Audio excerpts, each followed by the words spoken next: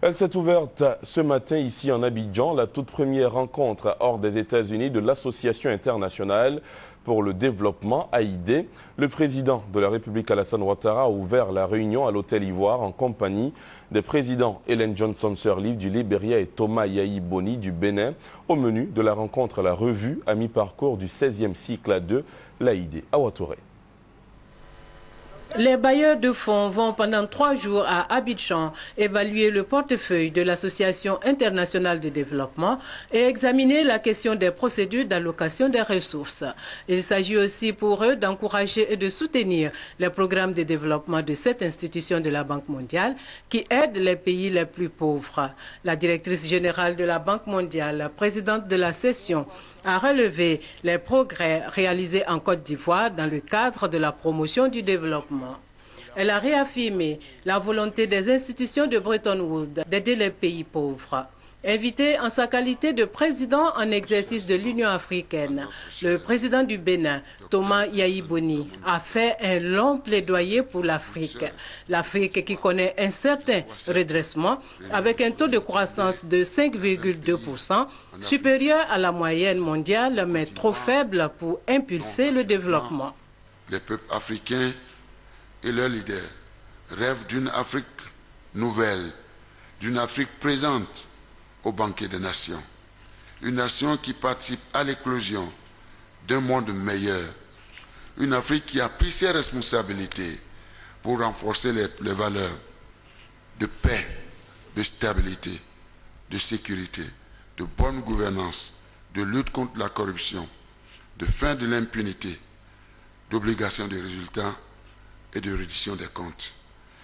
Une Afrique, Monsieur le Président, pour tous les continents, une Afrique unie, stable et prospère. L'Afrique, berceau de l'humanité, sera toujours et restera la source d'un monde nouveau, à condition de l'impliquer dans la gestion de la gouvernance concertée des affaires de notre planète. Autre invité de cette revue à mi-parcours de l'IDA, la présidente du Libéria, a indiqué que de nombreux pays, notamment en Afrique subsaharienne, sont loin d'atteindre les objectifs du millénaire pour le développement. Pour elle, l'intégration, la paix, la sécurité, la mutualisation des projets et un partenariat mondial basé sur l'équité devraient permettre de faire face aux défis nouveaux.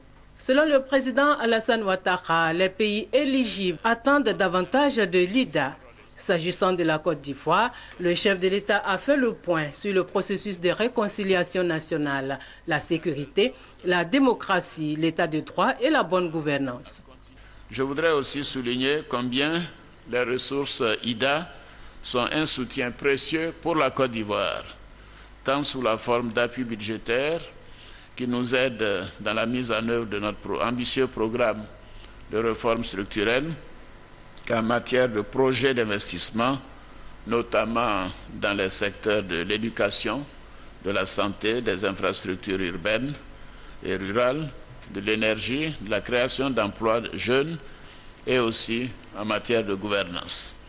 Grâce à ce soutien et au retour de la paix, nos populations, en particulier les plus démunies, commencent à ressentir lentement mais sûrement une amélioration dans leurs conditions de vie. J'appelle donc de tous mes vœux l'Association pour le développement international à renforcer son soutien pour la reconstruction de notre pays, mais aussi dans la transformation de la Côte d'Ivoire vers une économie émergente et portant une attention particulière aux projets créateurs d'emplois, surtout pour les jeunes et les ex-combattants. La Côte d'Ivoire est au travail. Elle est en train de retrouver son rôle de locomotive dans la sous-région.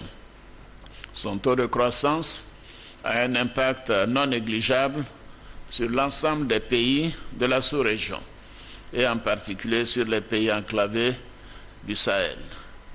Avec les pays frères de la CEDEAO, nous lançons actuellement de grands chantiers régionaux dans le secteur des infrastructures.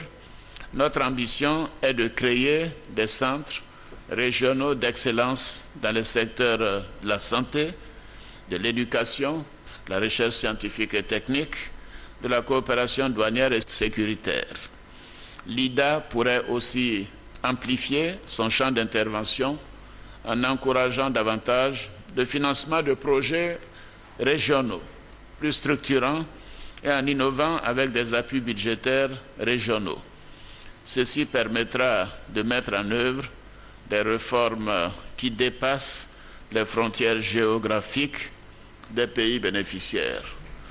À ma qualité de président en exercice de la CEDEAO, je puis vous assurer que je ne ménagerai aucun effort, avec mes pairs bien entendu, pour consolider l'intégration régionale. Je veillerai avec l'aide de mes pairs à prévenir les conflits et à faire respecter les règles élémentaires de la démocratie et de la bonne gouvernance. Fondée en 1960, l'Association internationale de développement a pour mission de réduire la pauvreté en accordant des prêts et des dons afin de stimuler la croissance économique, réduire les inégalités et améliorer la vie des plus démunis.